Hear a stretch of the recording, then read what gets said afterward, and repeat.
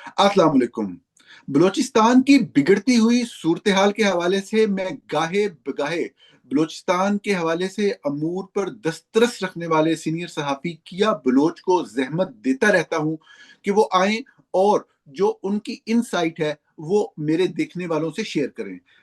इस प्रोग्राम को बहुत ज़्यादा पज़ीराई भी मिलती है, लोग इसकी तारीफ़ भी करते हैं और कुछ लोग एतराज़ात भी करते हैं। तो मेरी एक ख्वाहिश थी कि मैं जो लोगों के एतराज़ात हैं, क्योंकि पाकिस्तान के अंदर खुसूसन मीडिया के अंदर चंद लोग जो हैं वो मुसलसल ऐसा प्रोपेगंडा करते हैं बलूचिस्तान के बारे में और बलूचिस्तान के लोगों के बारे में, उन्हें दहशतगर्द और पता नहीं किन किन नामों से पुकारते हैं, क्या क्या बातें करते हैं।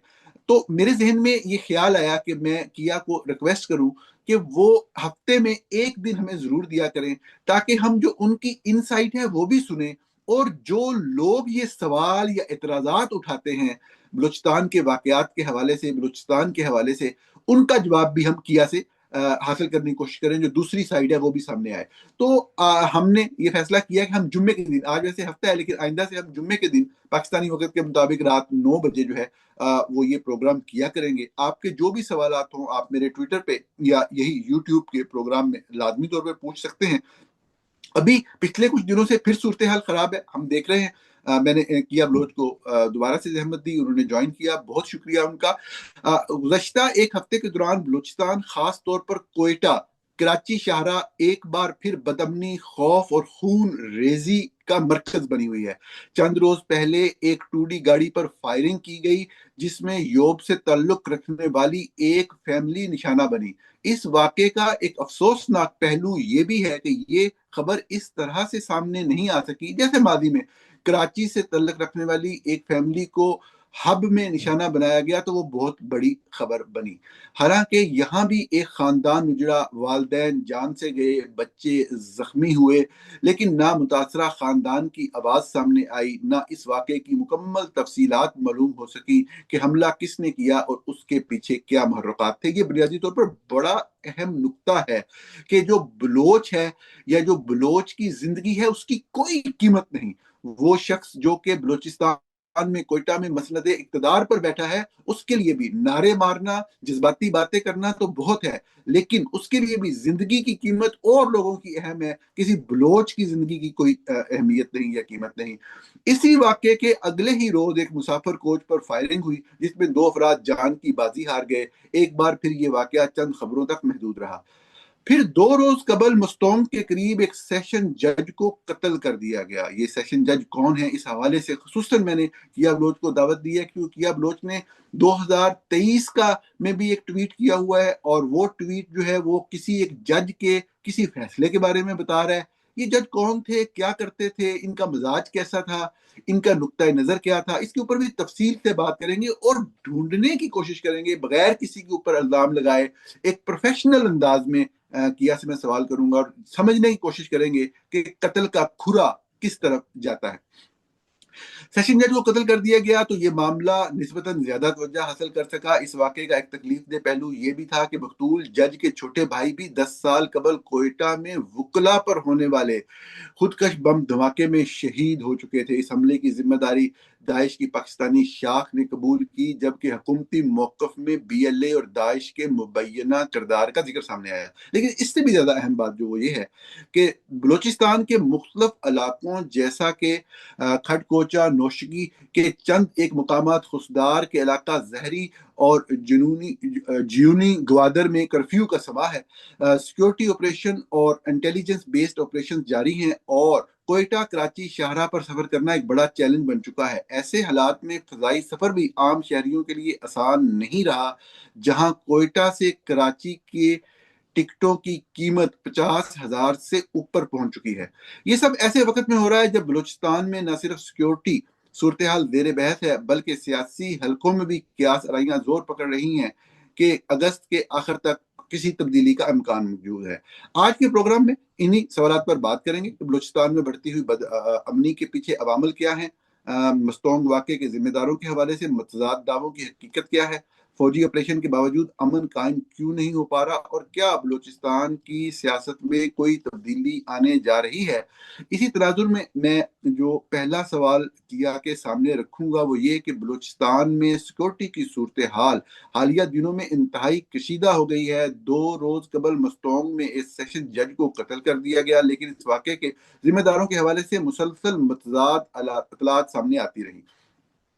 پہلے بشمول بلوچستان حکومت میں دعویٰ کیا گیا کہ یہ کارروائی علیحدگی پسند تنظیم بلوچ لبریشن آرمی BLA نے کی ہے، لیکن بعد میں جب داعش نے اس واقعے کی ذمہ داری قبول کر لی، داعش کی Islamic state of Pakistan province نے، مطلب وہ سمجھتے ہیں کہ ساری دنیا ایک ریاست ہے اور یہ ملک جو ہے وہ ان کی پروونسز ہیں، اور صاف ظاہر ہے جو لوگ ان کو سپورٹ کرتے ہیں، آپ جانتے ہیں پاکستان میں کون سے ایلیمنٹس ان کو سپورٹ کرتے ہیں، اس حملے کی ذمہ داری قبول کر لی۔ اب حکومتی حلقے اور پاکستان کے بہت سارے صحافی اپنے ابتدائی موقف میں تبدیلی کرتے ہوئے یہ کہہ رہے ہیں کہ دراصل یہ واقعہ داعش اور BLA کے گٹھ جوڑ سے پیش آیا ہے۔ آپ کے خیال میں حقیقت میں سیشن جج عبدالحکیم کاکڑ کو کس نے قتل کیا؟ اس کے پیچھے محرکات کیا تھے؟ کیا واقعی BLA اور داعش کے درمیان کیا کچھ چل رہا ہے؟ آپ کے 2023 کے ٹویٹ میں کیا بات تھی؟ ہم نے نادیہ بلوچ کا بھی ایک ٹویٹ دیکھا، اس کے اندر بہت ساری باتیں کی گئی تھی۔ اسی بات پہ فوکس، جج صاحب کے بیک گراؤنڈ پہ فوکس رکھتے ہوئے، اور پھر اس واقعے پہ بات کریں دوسرے مرحلے پہ، اور تیسرے مرحلے پہ جو میڈیا نے داعش والی بات کی، یہ کیا ہے؟ ہمیں تفصیل سے سمجھائیں۔ جی نوران صاحب، آپ کا بہت شکریہ، آپ نے مجھے بلوچستان کے موضوع پر گفتگو کے لیے اپنے پروگرام میں ایک مرتبہ پھر مدعو کیا ہے۔ بہت شکریہ۔ میرے خیال میں یہ بہت ضروری ہے کہ ہم بلوچستان پر، جیسے آپ کہہ رہے تھے کہ اب ہفتے میں ایک دفعہ پروگرام کریں گے، یہ بہت ضروری ہے کہ ہم بلوچستان پر مسلسل بات کرتے رہیں، کیونکہ آپ کو پتہ ہے، ہمارے آڈینس جو ہیں ان کو پتہ ہے، بدقسمتی سے جو ہمارا قومی میڈیا ہے، جو مین اسٹریم میڈیا ہے، جب وہاں بلوچستان پر گفتگو، ایک تو بلوچستان پر وہاں گفتگو نہیں ہوتی ہے تو بہت کم ہوتی ہے، اور جب ہوتی بھی ہے اسی کم گفتگو میں اکثر یک طرفہ بیانیہ سامنے آتا ہے، جو کہ ہمیشہ سے سرکاری موقف پہ۔ صرف اتنا ایڈ کروں گا کہ اپنی بات جاری رکھیے گا کہ جب گفتگو ہوتی بھی ہے تو چند پنجابی صحافی بیٹھ کے آپس میں گفتگو کر رہے ہوتے ہیں۔ اب بات جی جاری ہاں، جی۔ تو لاسٹ ٹائم میں آپ سے ملا تھا، ہم نے گفتگو کی بلوچستان کی سیکیورٹی صورتحال پر، اس وقت بھی کشیدہ تھی، اور اس وقت آپ کو یاد ہوگا میں نے ذکر کیا تھا کہ ایک آپریشن چل رہا ہے جس کو آپریشن شعبان کا نام دیا گیا تھا، لیکن اس آپریشن کے دوران بھی ہم نے بلوچستان میں کئی دلخراش واقعہ دیکھے، جن کا آپ نے اپنے انٹروڈکشن میں ذکر بھی کیا، خاص طور پر کوئٹہ کراچی شاہراہ پر۔ تو اسی وجہ سے یہ جو واقعہ جو آپ نے جو بتائے، اسی ان وجوہات کو مد نظر رکھ کر جمعرات کی رات کو، آن تھرسڈے نائٹ، جو اتھارٹیز ہیں انہوں نے مستونگ کا جو علاقہ ہے کھڑکوچا، وہاں پر کرفیو نافذ کر دیا۔ اب آپ ذرا تصور کریں کہ سیکیورٹی کی صورتحال کس حد تک ناکام ہوئی ہے۔ رات کو اسی علاقے میں کرفیو نافذ کی جاتی ہے، لیکن صبح ہوتے ہی وہاں ایک سیشن جج صاحب، ان کا محافظ اور ایک اور جج فائرنگ کا نشانہ بن جاتے ہیں، اور اسی واقعے میں سیشن جج عبدالحکیم کاکڑ صاحب اور ان کا باڈی گارڈ جو ہے وہ جام بحق ہوتے ہیں۔ لیکن یہاں نورانی صاحب سوال ایک یہ پیدا ہوتا ہے کہ کوئی بھی، ہم اپنی گفتگو میں، جو بلوچستان حکومت ہے وہ اپنی گفتگو میں، جو قومی میڈیا ہے وہ اپنی گفتگو میں اس سیکیورٹی گارڈ کے بارے میں کوئی بات نہیں کر رہا۔ وزیر اعلیٰ صاحب اور ان کی ٹیم نے ٹک ٹاک پر ویڈیو بنائے، وہ ایک جج زخمی ہوئے تو ان سے بات کر رہے ہیں، وہ ویڈیو ایکس پر وائرل کرانے کی کوشش کی گئی، مختلف سوشل میڈیا فورمز پر چلایا گیا، لیکن جو وہ سیکیورٹی گارڈ ہیں جو جج کے ساتھ مارے گئے تھے، ہمیں یہ بھی نہیں معلوم کہ اس واقعے میں ہلاک ہونے والے سیکیورٹی گارڈ کا نام کیا ہے۔ مسئلہ یہ ہے کہ اس جج کے نام کو سیاسی مقاصد کے لیے استعمال کیا جا رہا ہے، کیونکہ ایک جج کا جو نام ہے، اس صورتحال کو، اب اس کی پوزیشن کو اس کے اسٹیٹس کو ایکسپلائٹ کرتے ہوئے بلوچستان کی جو حکومت ہے وہ اس کو ایک سیاسی رنگ دے رہا ہے. لیکن جو وہ سیکیورٹی گارڈ ہے جو مارا گیا تھا اس کا نام شاید اس مقصد کے لیے, اس سیاسی مقصد کے لیے مؤثر نہ ثابت ہو سکے, اس لیے ہمیں ابھی پتہ بھی نہیں ہے کہ وہ سیکیورٹی گارڈ کا نام کیا ہے, وچ از ویری انفارچونیٹ. اب جو جج نوران صاحب مارے گئے تھے اس کے چند ہی منٹ بعد میں وداؤٹ اینی انویسٹیگیشن, کوئی جانچ پڑتال کے بغیر, حکومت بلوچستان اور اس کے ترجمان نے پوری طور پر انگلیاں جو ہیں BYC بلوچ یکجہتی کمیٹی کی طرف اٹھانا شروع کر دی. چند منٹوں کے اندر اندر ہم نے دیکھا حکومت بلوچستان نے ایک بیانیہ ایک نیریٹو کنسٹرکٹ کرنا شروع کر دیا اور یہ کہا کہ چونکہ کوئٹہ میں بلوچ یکجہتی کمیٹی کی قیادت جو ڈاکٹر مارنگ بلوچ ہے ان کے سزا ہوئی ہے, اس کے رد عمل میں مستونگ میں ایک جج کو قتل کر دیا گیا ہے. یہ حکومت بلوچستان کا کہنا تھا کہ جو دہشت گرد ہیں, جو عسکریت پسند ہے, وہ یہ پیغام دینا چاہتے ہیں کہ اگر آپ ہمارے خلاف فیصلے دیں گے تو ہم آپ کو نشانہ بنائیں گے. لیکن آپ نے ابھی ذکر کیا نادیہ بلوچ کے ٹویٹ کا, لیکن اس بیانیے کو, حکومتی بیانیے کو within hours doctor Mahrang Baloch کی بہن نادیہ بلوچ نے چیلنج کیا. وہ خود بھی ایک وکیل ہے, انہوں نے بتایا اپنے ٹویٹ میں کہ وہ مستونگ میں اسی جج کے سامنے کئی مقدمات میں پیش ہو چکی ہیں جہاں مارنگ بلوچ کے خلاف متعدد FIRs درج تھی.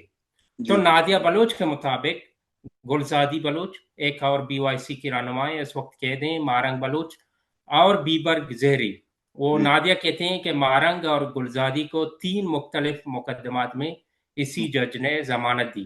جی بالکل. جبکہ بیبرگ زہری ایک ڈسیبل مین ہے, یہ ان جیل, وہ بھی بلوچ یکجہتی کمیٹی کے ایک رہنما ہیں.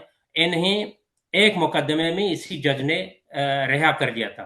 تو میں نے نادیہ بلوچ سے پوچھا بھی تھا, میں نے کہا اگر ممکن ہو تو وہ ان ضمانت کے جو عدالتی احکامات ہیں وہ ہمارے ساتھ شیئر کریں, اور انہوں نے وہ احکامات, وہ جو فیصلے تھے وہ ہمارے ساتھ شیئر بھی کیے. تو نورانی صاحب مستونگ میں تعینات ہونے سے پہلے یہی جج عبدالحکیم کھاکر صاحب, آپ نے میرے ٹویٹ کا 2023 کے ٹویٹ کا ذکر کیا, یہی جج کیچ ڈسٹرکٹ تربت جو ہیڈ کوارٹر ہے کیچ ڈسٹرکٹ کا, وہاں پر بھی تعینات رہے تھے. وہاں انہوں نے 2 انتہائی اہم اقدامات کیے, اور تربت میں نے جن لوگوں سے بھی میں نے بات کی ہے انہوں نے ان کے بارے میں بہت بہت اچھی باتیں کی. یہ وہی جج تھے, آپ میرے ٹویٹ کا حوالہ دے رہے تھے سر, یہ وہی جج تھے جنہوں نے نومبر 2023 میں بالات مولا بخش, ایک نوجوان لڑکا تھا جو دوران حراست قتل کیا گیا, CTD نے ان کو قتل کیا اور کہا کہ یہ ایک کاروائی میں مارا گیا ہے. آپ کو یاد ہوگا اس کیس کے بعد بلوچستان میں بڑے پیمانے پر احتجاج بھی ہوئے تھے, جو بعد میں اسلام آباد میں ایک دھرنے کی شکل اختیار کر گئے جن کو ڈاکٹر مارنگ بلوچ لیڈ کر رہی تھی. تو اسی جج نے, اسی جو مارے گئے تھے, اسی جج نے احکامات دیے, ڈائریکشن دی کہ CTD کے خلاف FIR درج کی جائے. ہمارے پاس وہ ڈائریکشن کی کاپی بھی ہے. جب نادیہ بلوچ کی ٹویٹ کے بعد یہ بات واضح ہو گئی کہ یہ جو جج ہیں حکیم صاحب یہ قانون کی حکمرانی اور آئین کی بالادستی پر یقین رکھتے تھے, تو حکومت کا جو یہ الزام کہ انہیں اس لیے قتل کیا گیا کیونکہ انہوں نے ڈاکٹر مارنگ بلوچ کے خلاف فیصلہ دیا تھا, یہ جو نیریٹو ہے, یہ جو حکومتی بیانیہ تھا, یہ ختم ہو گیا, کولیپس کر گیا. پھر اس کے علاوہ میں نے تربت میں کئی ایسے سیاسی کارکنوں سے, انسانی حقوق کے کارکنوں سے بات کی جن پر دہشت گردی کے قوانین کے تحت مقدمات قائم کیے گئے تھے, جو 4 شیڈول میں جن کو ڈالا گیا تھا. تو انہوں نے مجھے کہا کہ یہ جو جج صاحب ہیں انہوں نے کئی معاملات میں انہیں ریلیف دیا ہے اور ان کے مقدمات ختم کیے. اب سوال یہ پیدا ہوتا ہے کہ اگر BLA, جس کا حکومت نام لے رہا تھا کہ BLA نے اس جج کو مارا ہے, اگر BLA واقعی بلوچ حقوق کے لیے جدوجہد کرنے کا دعویٰ کرتی ہے تو وہ ایسے جج کو کیوں قتل کرے گی جس نے بلوچ سیاسی کارکنوں کو اور جو بلوچ انسانی حقوق کے کارکن ہیں ان کا دفاع کیا, ان کو مختلف مقدمات میں ریلیف دی. تو آئی تھنک اس طرح تو کوئی نہیں کرے گا. اب جو ہے آتے ہیں دوسری طرف ISPP Islamic state of Pakistan province کی طرف، جو انہوں ہے نے اس کی ذمہ داری لی. رہی اب ہے. اسلامک اسٹیٹ پاکستان پروونس جو ہے ISPP مستوں کے علاقے میں آج سے نہیں کافی عرصے سے سرگرم ہے، اور صرف ابھی چند دن پہلے شاید غالباً ایک ہفتہ پہلے انہوں نے مستنگ میں ہی 2 مسیحی برادری کے افراد کو بھی قتل کرنے کی ذمہ داری لی ہے. اب حکومتی لیول پر میڈیا پر آپ نے دیکھا ہوگا کچھ لوگ دعویٰ کر رہے ہیں کہ BLA اور داعش کے درمیان جو ہے ایک گڑھ جوڑ ہے، ایک کولیبریشن ہے. لیکن میں آپ کو یہاں 2 اہم باتیں ہمیں کنسیڈر کرنے چاہیے، نوٹ کرنے چاہیے، یہ جی بہت ضروری ہے. پہلی بات یہ کہ گزشتہ سال مارچ میں شاید آپ نے دیکھا ہوگا داعش کی جو 2 علاقائی برانچیں ہیں، یعنی ایک ہے Islamic state of Khorasan province, یہ جی لارجر برانچ ہے، سینٹرل ایشیا اور افغانستان سمیت این ریجن کو کور کرتی ہے. پھر انہوں نے اپنا 2019 میں with in ISKP Islamic state of Khorasan province نے اپنا اس کے اندر سے پھر پاکستان برانچ بنایا ISPP Islamic state of Pakistan province 2019 میں. یہ جی دونوں داعش کے برانچز ہیں، مین جو داعش کا آئیڈیولوجی ہے اس کے ریجنل برانچز ہیں. تو ISPP اور ISKP دونوں نے 2023 میں متعدد بیانات دیے اور ایک ویڈیو بھی جاری کی کہ BLA نے مستنگ میں ان کے ایک کیمپ کو نشانہ بنایا ہے اور ان کے 3 جنگجوؤں کو مارا ہے. یہ خبر اگر آپ کو یاد ہو یا ہمارے آڈینس کو یاد ہو، سب سے پہلے یہ خبر جو ہے افغانستان کے لیے سابق جو امریکی نمائندے خصوصی تھے زلمے خلیلزاد، انہوں نے یہ خبر سامنے لائی تھی. پھر اس کے بعد جو ہے داعش نے BLA اور حتیٰ کہ بلوچ یکجہتی کمیٹی جو ہے BYC کے خلاف جنگ کا اعلان کر دیا اور انہیں مرتد قرار دیا. اور اپنے براؤچر میں ایک اردو میں براؤچر انہوں نے ریلیز کی، فارسی میں کی، جی براہوی میں کی.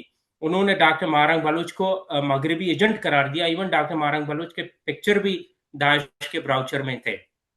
تو داعش پاکستان اور داعش خراسان دونوں نے BLA کے خلاف کارروائی اور بدلہ لینے کا جو ہے بدلہ لینے کے عزم کا اظہار بھی کیا. اب آتے 8 جولائی کی طرف، اسی سال 8 جولائی کو، اسی مہینے BLA نے خزدار میں شفیق مینگل جو ہیں.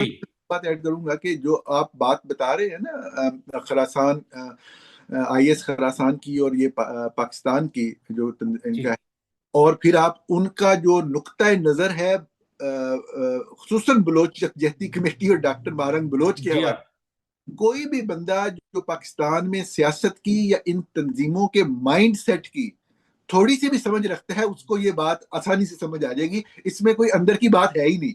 وہ جی صاحب جی ان کا ذہن ہے ایک ملیٹنسی کی طرف اور مذہبی شدت پسندی کی طرف، تو وہ ڈاکٹر مہارنگ بلوچ کو یورپی ایجنٹ ہی کہیں گی. آپ خیر بات جاری رکھیے 8 جولائی والے جی واقعے ہاں. اب آتے ہیں 8 جولائی کو BLA نے خزدار میں شفیق مینگل جو ہیں پہ. وہ آئی تھنک اس کو سارے لوگ جانتے ہیں کہ ان کے گھر پر ایک خودکش حملہ کیا. اور پھر یہ واقعہ 8 جولائی کو ہوا. 11 جولائی کو BLA نے ایک تفصیلی بیان دی اور اس میں انہوں نے دعویٰ کیا کہ داعش کا جو ایک کمپاؤنڈ ہے اس کو ہم نے نشانہ بنایا ہے. اب BLA کا جو دعویٰ ہے کتنی حد تک درست ہے شفیق مینگل کے حوالے سے، وہ ان کا جو موقع پہ وہ کتنی درست ہے، وہ ایک الگ ڈیبیٹ ہے. لیکن BLA کا اپنے بیان میں داعش کا ذکر کرنا اس بات کا اندیہ دیتا ہے، انڈیکیشن دیتا ہے کہ BLA جو ہے داعش کے خلاف ایک جنگ میں ہے اور ان کا کسی بھی قسم کا کوئی تعلق نہیں ہے. یہ ایک پوائنٹ ہے، ٹھیک ہے، میں نے آپ کے سامنے رکھ دی. دوسری اہم بات یہ ہے کہ ہمارے جو سیکیورٹی ادارے ہیں اور ہمارے جو بعض سیکیورٹی تجزیہ کار ہیں، جو ہمارے صحافی ہیں، وہ مسلسل یہ دعویٰ کرتے ہیں کہ BLA جو ہے افغان طالبان کی پروکسی ہے اور افغانستان میں موجود ہے. جی جی اب جب کہ داعش خراسان جو ہے اور داعش پاکستان جو ہے اسلامک اسٹیٹ پاکستان پروونس جو ہے، میں نے کہا یہ دونوں داعش کے برانچ ہیں. اب یہ جو ہیں افغان طالبان کی سب سے سخت مخالف تنظیموں میں سے ایک ہیں، اور اقوام متحدہ کی، یورپین یونین کی، US کی यूएस स्टेट डिपार्टमेंट के रिपोर्ट्स भी मौजूद हैं, वो ये दावा करते हैं कि दाइश को अफगानिस्तान की सिक्योरिटी, उन्होंने इन सब ने दाइश को अफगानिस्तान की सिक्योरिटी के लिए खतरा करार दिया है।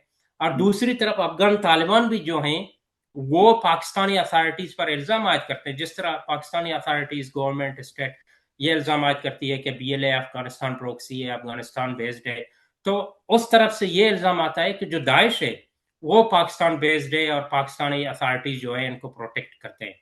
अब अगर सिर्फ बहस की खातिर for the sake of argument हम मान लें कि बीएलए जो है, for the sake of argument हमने मान लिया कि बीएलए जो है अफगान तालिबान की प्रोक्सी है, तो फिर नूरा ने सब सवाल ये है कि बीएलए वाले पागल हो गए हैं या इनको समझ नहीं है कि वो अपने दुश्मन के साथ, जिन्होंने इनको जगह दिए, बेस दिए और उनको प्रोटेक्ट कर रहे, तो वो अपने दुश्मन के साथ एहतियात करेंगे। तो नूरानी साहब, यहाँ कुछ ऐसे अनासर मौजूद हैं पाकिस्तान में, कुछ सर्टेन एलिमेंट्स हैं जिन्होंने माजी में फौजी एस्टेब्लिशमेंट को ये मशवरा दिए कि अफगान मुहाजिरीन जो हैं पाकिस्तान में, इनको पाकिस्तान से निकाल दें तो पाकिस्तान में अमन आ जाएगा। फिर यही अनासर एस्टेब्लिशमेंट को मिसलीड करते रहे कि पाकिस्तान में जब भी कोई कार्रवाई हो, कोई अस्करियत पसंद यहाँ पर कार्रवाई करें, तो आप रद्द अमल में जाकर काबुल पर बमबारी करें तो पाकिस्तान में अमन आ जाएगा। यही सेम अनासर हैं जो एस्टेब्लिशमेंट को फीड करते रहते हैं। आज एमनेस्टी इंटरनेशनल जो है, गुज़िश्ता दिनों एमनेस्टी इंटरनेशनल ने बयान दिए कि अफगानिस्तान में पाकिस्तान ने जो भी इकदाम किए वो जंगी जराइम तस्वर किया जाते हैं। अब वार क्राइम्स के चार्जेस पाकिस्तान पर लग रहे हैं। मैं अब ये नहीं कह रहा कि यही अनासर जो हैं इस जज के कत्ल में, इस सेशन जज साहब के कत्ल में मुलविस है, मैं ये दावा नहीं कर रहा, लेकिन मैं ये जरूर समझता हूं कि वो इस सूरत हाल को, ये जो अनासर एलिमेंट्स हैं, वो इस सूरत हाल को दो मकासद के लिए इस्तेमाल कर रहे हैं। पहला मकसद इनका यह है कि जो बलूचिस्तान के जो सियासी कारकुन हैं और जो इंसानी हकूक के जो कारकुन हैं, मारंग बलूच और दूसरे तीसरे जो हो गए, उनके खिलाफ गैर शफाफ अदालतों और बंद कमरों, जैसे फेसलेस कोर्ट कहते हैं, फेसलेस कोर्ट अदालतें कहते हैं, उनको नॉर्मलाइज किया जाए, इनको मामूल किया जाए। क्योंकि बलूचिस्तान हुकूमत, जैसे ही ये वाकया हुआ है, बलूचिस्तान हुकूमत का तर्जुमान एक साबिक वजीर आजम ये बात बारहा दोहरा रहे हैं कि यहाँ जजेस को खतरा है जब ये इंसानी हकूक और जो इस तरह के सियासी कारकुन इनके खिलाफ फैसला देते हैं तो इनकी जान को खतरा लायक होती है। देयरफॉर लिहाजा हमें जो है फेसलेस कोर्ट का इंतखाब करना चाहिए। अब मैं ये समझता हूँ कि इस वाकये को लेकर हुकूमत बलूचिस्तान जो है फेसलेस कोर्ट की कार्रवाई को मामूल बनाएगा। ये एक पहला नुक्ता नजर है मेरा। दूसरा, मेरा जाती पर्सनल असेसमेंट या अंडरस्टैंडिंग ये है, हो सकता है आई एम रॉन्ग, अल्लाह करे कि मैं गलत हूं, लेकिन मेरा ये एक अंडरस्टैंडिंग है कि बीएलए के साथ आपने पूछा ना कि दाइश को क्यों जोड़ा जा रहा है, क्या उनका कोई है ताल्लुक या नहीं, मैंने आपको एक्सप्लेन किया कि माजी में क्या हुआ है। अब किस लिए जोड़ा जा रहा है दाइश को बीएलए के साथ? नूरन साहब, अक़वाम मुत्तहिदा की सलामती कौंसिल को कायल करने के लिए ये सब किया जा रहा है। चीन और पाकिस्तान ने मुश्तरका तौर पर बीएलए और बीएलए का जो सुसाइडल विंग है, मजीद ब्रिगेड, वो इस अक़वाम मुत्तहिदा का एक करारदाद है, उसको 1267 कहते हैं, वहां पर लेकर गए। उन्होंने कहा कि बीएलए जो है उसको सैंक्शन लगाए जाए, बीएलए को एक आलमी दहशतगर्द तंजीम डिक्लेयर किया जाए। लेकिन वहां UK, United kingdom, France, America ने इसको वेटो किया और कहा कि बीएलए जो है एक मजहबी शिद्दत पसंद तंजीम नहीं है। ये जो अक़वाम मुत्तहिदा का जो ये पार्टिकुलर क्लास है, ये मजहबी शिद्दत पसंद तंजीमों के लिए है। तो यहाँ बीएलए को जो है इसको उन्होंने वेटो किया और बीएलए जो है उस पर पाबंदी नहीं लग सकी। तो यहाँ एक बुनियादी बात मैंने कहा कि समझने की जरूरत है कि ये जो करारदाद है 1267 की पाबंदियां बुनियादी तौर पर जो है शिद्दत पसंद तंजीमों के लिए हैं जो मजहब को इस्तेमाल करके तशद्दुद फैलाते हैं। अब इसीलिए बीएलए को पहले टीटीपी के साथ जोड़ते थे, वहां बात नहीं बनी तो अब दाइश के साथ जोड़ा जा रहा है। किया इस तरह से है कि आपने जो 2023 वाला ट्वीट शेयर किया बड़ा अहम है, क्योंकि उसके अंदर आपने फैसला भी लगाया हुआ है जज साहब का। तो वो वाला जो ट्वीट है उसका लिंक भी मैं इस प्रोग्राम की डिस्क्रिप्शन में दूंगा, ताकि लोग वो ट्वीट भी देख सकें, उस फैसले को भी पढ़ सकें। लेकिन मेरे दिल में ये आ रहा है कि जब हमने लास्ट टाइम बात की थी चंद दिन पहले, तो हमने बलूचिस्तान में जो बिगड़ती हुई अमन अमान की सूरत हाल है उस पर बड़ी तफसील से तमाम पहलुओं से बात की थी। आपको याद होगा कि उस वक्त एक ऑपरेशन भी जारी था मुख्तलिफ इलाकों में, और उसके अंदर आप कह लें कि ऑपरेशन शबान का शायद नाम दिया गया था उसको। हमने अभी देखा कि उस ऑपरेशन के बावजूद अभी 3 वाकयात हो गए, सिर्फ मस्तोंग में 3 वाकयात हो गए, ये जज भी शहीद हो गए, काकर साहब जो हैं। बुनियादी तौर पे एक सवाल जेहन में आता है कि ये जो ऑपरेशन हैं, मिलिट्री ऑपरेशन हैं, क्या ये देर पा अमन ला सकते हैं बलूचिस्तान के अंदर, और क्या ये मसाइल का हल हैं या नहीं? आप इस चीज को किस निगाह से देखते हैं? ये आपका बहुत अहम सवाल है। आपके सवाल का जवाब देने से पहले मैं एक बात करना चाहूँगा। मैं जी। अभी हमारी गुफ्तगू से पहले रिटायर्ड जनरल एजाज आवान साहब का एक इंटरव्यू देख रहा था, वो मैंने अपने ट्विटर पर शेयर भी किया, अच्छा। जिसमें उन्होंने बताया कि तकरीबन 50 साल पहले जब वो बलूचिस्तान में अपनी खिदमत अंजाम दे रहे थे, जी। उस वक्त भी सूबे में, बलूचिस्तान के सूबे में एक फौजी ऑपरेशन जारी था। तो मेरे ख्याल में बलूचिस्तान के मसले को समझने के लिए सबसे पहले ये हमें तस्लीम करना होगा कि यहाँ की जो बदअमनी है या जी। ये जो शोरश है, ये कोई नया मसला नहीं है। जी। बलूचिस्तान में रियासत और बलूच, खासकर बलूच कौम परस्त कुव्वतों के दरमियान जो है, ये कशीदगी अभी 2000 से जारी नहीं है। ये कई डिकेड्स, दहाइयों पर मुहित है।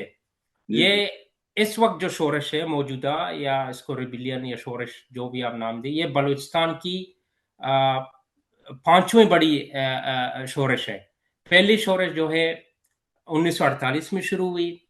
इसके बाद मुख्तलिफ अदवारों में 1958 में हुई, 1960s की दहाई में हुई, 1973 में हुई, और फिर जो मौजूदा दौर में जो मसला मज़ाहमत हुई, ये इसका पांचवा शक्ल है।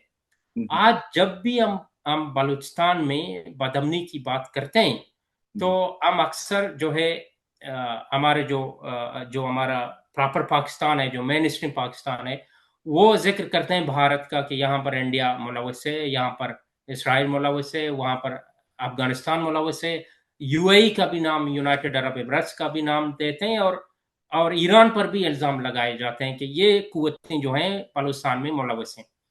लेकिन अगर तारीख को देखा जाए तो ये जो बयानिया है, ये अपने अंदर बहुत सारे सवालात पैदा कर देता है। मैंने अभी आपको बताया बलूचिस्तान में पहली शोरश जो है 1948 में शुरू हुई, मार्च 1948 में पहली शोरश हुई, जबकि इसराइल जो है गालिबन मई 1948 में कायम हुआ। मुत्तहिदा अरब इमारात जो है बतौर एक रियासत के तौर पर 1971 दिसंबर 1971 में शायद मुख्तलिफ जो स्टेट्स हैं वो मर्ज हुए, वो यूनाइटेड हो गए और मुत्तहिदा अरब इमारात बनी। यानी बलूचिस्तान का जो मसला है, इन ममालिक की मौजूदा शक्ल में आने से पहले मौजूद था। अब इसका ये मतलब नहीं कि बलूचिस्तान में जो है बैरूनी अवामिल का कोई किरदार नहीं है। मेरे पास कोई एविडेंस नहीं है, लेकिन हम इसको रूल आउट भी नहीं कर सकते। बुनियादी सवाल ये है कि बलूचिस्तान में जो इतनी तवील मुद्दत से लोगों के ग्रीवेंसेस क्यों मौजूद हैं, ये शिकायतें क्यों मौजूद हैं, और बैरूनी कुव्वतों को बलूचिस्तान के अंदर मुदाखलत करने का मौका हमने क्यों दिया है? मेरे ख्याल में असल मसला ये है कि बलूचिस्तान और मरकज जो है इस्लामाबाद और रावलपिंडी, खासकर मैं पहले भी अर्ज कर चुका हूँ, आज फिर दोहराता हूँ कि यहाँ एक बहुत बड़ा कम्युनिकेशन गैप है, और इस कम्युनिकेशन गैप की वजह से एक एतमाद का जो है फुकदान मौजूद हो गया है। बलूचिस्तान के लोग ये शिकायत करते रहे हैं कि इनके जो सियासी मसाइल हैं, इनके जो महाराष्ट्री मसाइल हैं और जो इंतज़ामी मसाइल हैं, उनको कभी भी संजीदगी से इस्लामाबाद ने, रावलपिंडी ने नहीं सुना। और दूसरी तरफ हमारी रियासत का जो मौक़िफ़ रहा है वो ये है कि सूबे में बैरूनी जो हिमायत याफ्ता अस्करियत पसंद है वो सरगर्म है। बदकिस्मती से बलूचिस्तान का जो मौजूदा सियासी ढांचा है वो इस फासले को, जो एक कम्युनिकेशन गैप है, एक आदम एतमाद है या आदम फुकदान है, एतमाद का जो फुकदान है, उसको कम करने के ये जो मौजूदा जो सियासी क़यादत है वो इसको कम करने के बजाय उसको मजीद बढ़ा रहे हैं। अब बलूचिस्तान की जो कमज़ोर सियासी नुमाइंदगी है वो अवामी एतमाद के बहरान को, जो एक कम्युनिकेशन गैप है बिटवीन इस्लामाबाद एंड बलूचिस्तान, ये मौजूदा जो नुमाइंदे हैं वो इसको सिर्फ और सिर्फ अपनी ज़ाती मफाद के लिए इस्तेमाल करते हैं। इसीलिए हम इनको कहते हैं कि ये जो है जंगी मुनाफाखोर हैं। और ये जो जंगी मुनाफाखोर हैं उन्होंने रियासत और बलूच अवाम के दरमियान एक बहुत बड़ी एक बहुत वसी खलीज पैदा की है। जी जी। अगर हम जो है बलूचिस्तान की सर थोड़ा मुख्तसर करना चाहूँगा, बलूचिस्तान की जो मौजूदा सिक्योरिटी की जो सूरत हाल है जिसका हम बार बार जिक्र है, इसका जायज़ा लें 2024 से पहले क्या हालात थे, 2024 के इलेक्शन से पहले, और आज की सूरत हाल देखें, हालत कहाँ पहुंच गए हैं। अब इतने बरसों के ऑपरेशंस के बावजूद अगर बदअमनी दोबारा से सर उठा रही है तो हमें ये सवाल ज़रूर पूछना चाहिए कि सिर्फ ताकत के इस्तेमाल से जो है मसला क्यों हल नहीं हो सका। अब फौजी ऑपरेशंस जो हैं यहाँ चल रहे हैं, इंसदाद दहशतगर्दी कवानीन का बेदरीक इस्तेमाल हो रहा है, गिरफ्तारियां हो रही हैं, जबरी गुमशुदगियां हो रही हैं, और अदालतों की कार्रवाइयों पे भी सवाल उठ रहे हैं। अब जो है सोशल मीडिया पर बयान साजी भी हो रही है, एक नया बयानिया आए रोज वहाँ बनाया जाता है। लेकिन बलूचिस्तान का जो मसला है वो इतना पेचीदा है कि इस तरह से हल नहीं होता। बलूचिस्तान का मसला जो है नूरानी साहब सिर्फ सिक्योरिटी का मसला नहीं है, ये एक सियासी मसला भी है।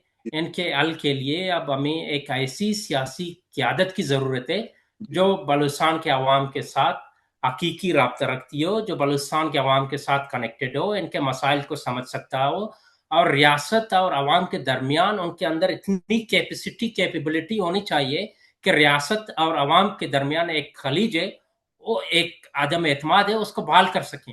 अब बलूचिस्तान में अमन सिर्फ बंदूक से नहीं आ सकता। इसके लिए मैं समझता हूँ सियासी मुफाहमत, आईनी अमल, इंसाफ और एक ऐसी सियासी नुमाइंदा या एक ऐसे सियासी क़यादत की ज़रूरत है जो बलूच अवाम को साथ लेकर चल सके।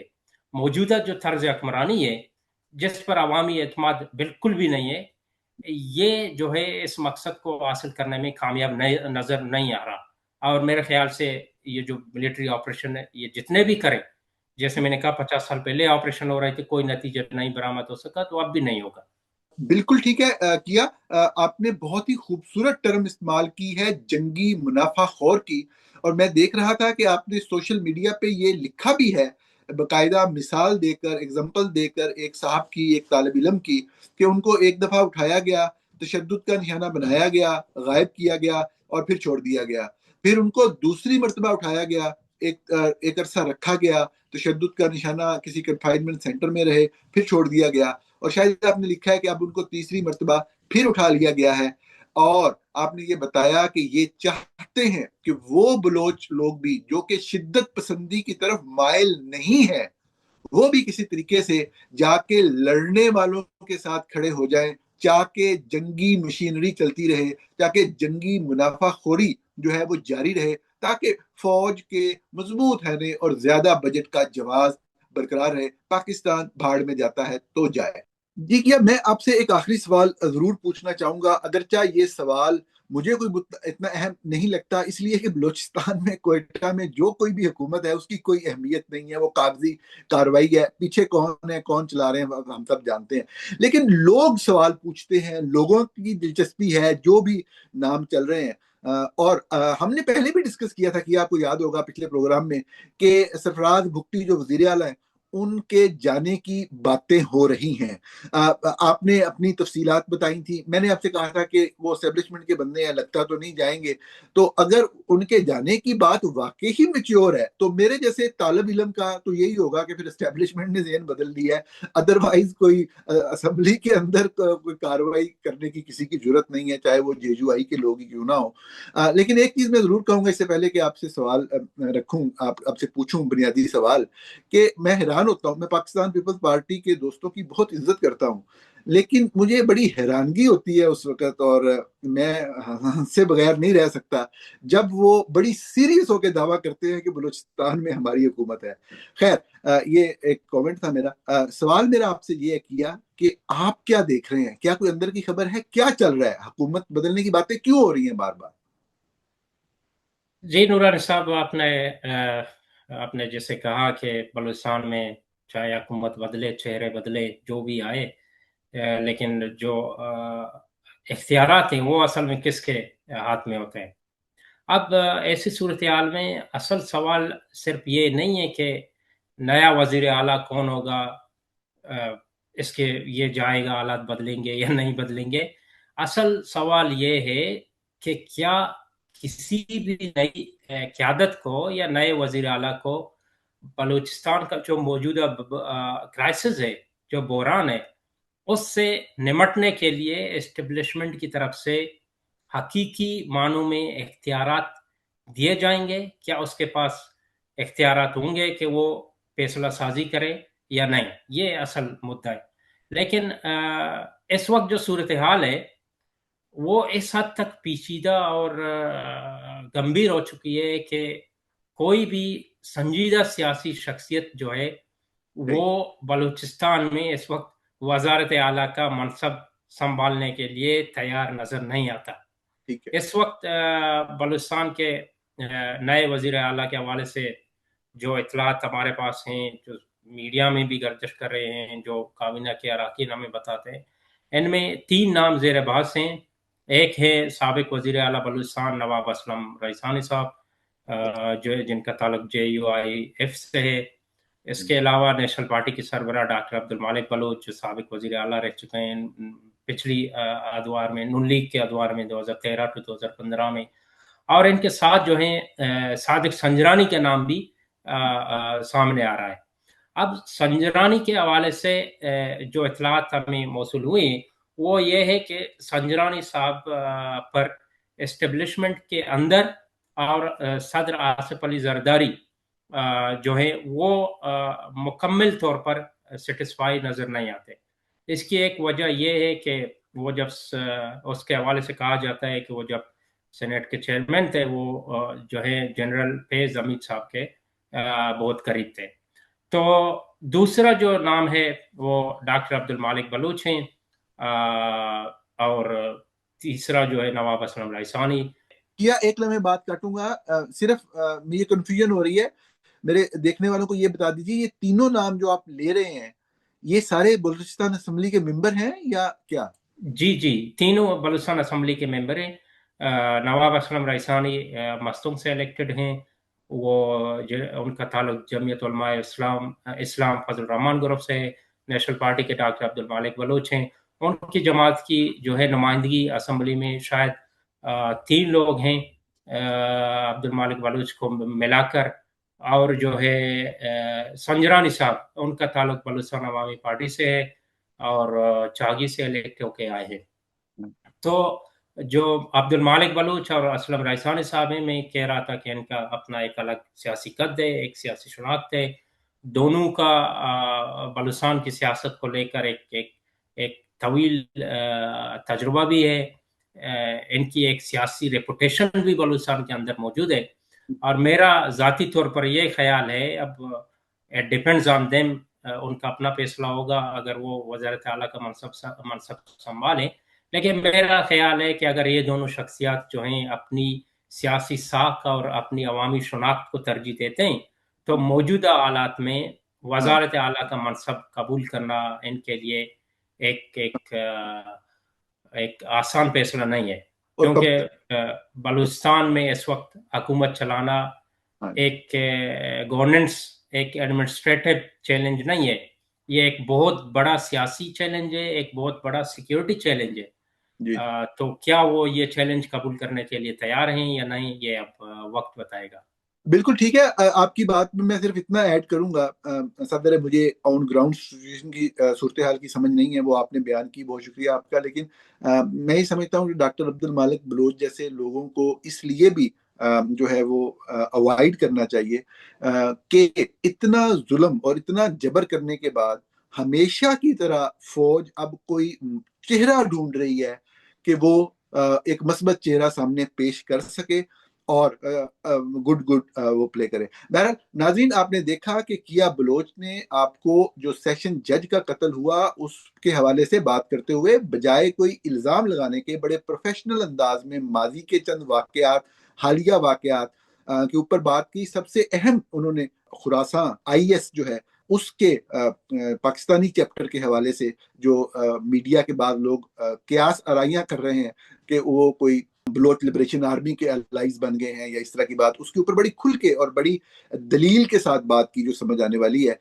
اسی طریقے سے انہوں نے بلوچستان میں ہونے والے آپریشنز اور ان کے ثمرات کے حوالے سے بات کی کہ کیا بلوچستان کے مسائل کا حل جو ہے وہ آپریشن میں ڈھونڈا جا سکتا ہے، اور پھر انہوں نے یہ شیئر کیا کہ بلوچستان میں سیاسی حوالے سے، سیاسی والا تو نہیں کہنا چاہیے، بہرحال جو بھی ڈرامے بازی ہوتی ہے سیاست یا حکومت کے نام پہ بلوچستان میں، اس حوالے سے کیا چل رہا ہے۔ ایک بات میں ضرور کہوں گا اور تمام پروگرام میں کہہ رہا ہوں، آپ جانتے ہیں کہ پاکستان میں جو موجودہ آرمی چیف ہے ان کا سٹاف اربوں روپے کی سرمایہ کاری کے ذریعے، لابنگ فرمز کے ذریعے، سوشل میڈیا کمپنی سے معاملہ طے کر کے کنٹرول کر رہا ہے ناقد تنقید کرنے والی آوازوں کو۔ اس میں جتنے بھی لوگ تنقید کرتے ہیں ان کے کنٹینٹ کو، ان کے پروگرامز کو کنٹرول کیا جاتا ہے، اس لوپ کو ڈسٹرب کیا جاتا ہے جو کسی ویڈیو کو پھیلاتا ہے۔ بدقسمتی سے یہ کافی سارے لوگوں کے ساتھ ہو رہا ہے، لیکن ان کے چینل پاکستان میں چل رہے ہیں۔ میرے حوالے سے یہ ہے کہ میں واحد صحافی ہوں پاکستان کا جس کا چینل بھی بلاک ہے،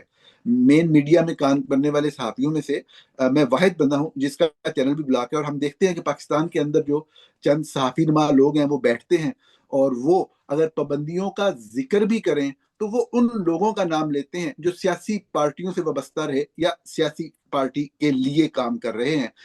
کسی بھی انڈیپینڈنٹ صحافی یا اسٹیبلشمنٹ کے ناقد شخص کو کا نام لینا بھی وہ گوارا نہیں کرتے۔ آپ سے درخواست ہے کہ ایک واٹس ایپ چینل کا ایک ایسا سلسلہ ہے جس کے ذریعے اپنی آواز لوگوں تک پہنچائی جا سکتی ہے۔ اس صورتحال کے اندر بھی ایک کوشش ہے، وہ ہم نے شروع کی ہے۔ ایک واٹس ایپ چینل ہے میرے نام سے، اس کا لنک اس ویڈیو کے ڈسکرپشن میں دیا ہوا ہے، اس چینل کو ضرور جوائن کریں۔ اس کے اندر کوئی اپڈیٹس، کوئی خبریں شبریں نہیں آئیں گی، صرف ویڈیو ویلاگ آیا کرے گا، اس طرح کے پروگرام آیا کریں گے، یا فیکٹ فوکس اگر کوئی نئی تحقیقات جاری کرے گا تو وہ اس کے اوپر شیئر ہوگی۔ لازمی جوائن کیجئے اور نوٹیفیکیشن کو ضرور آن کریں، نہیں تو آپ کو پتہ نہیں لگے گا، کیونکہ وہ جو میسیجز کی ایک مین لسٹ ہوتی ہے اس میں نہیں آتا۔ پروگرام دیکھنے کا بہت شکریہ، کیا وقت دینے کے لیے بہت شکریہ۔ اگلے جمعے کے دن رات کے 9 بجے ہم اپنے ناظرین کے سامنے ضرور حاضر ہوں گے اور بلوچستان کے حوالے سے اہم ترین ڈیولپمنٹس، ماضی کے واقعات اور بہتری کی صورت کیا ہو سکتی ہے اس کے اوپر بات کریں گے۔ بہت شکریہ۔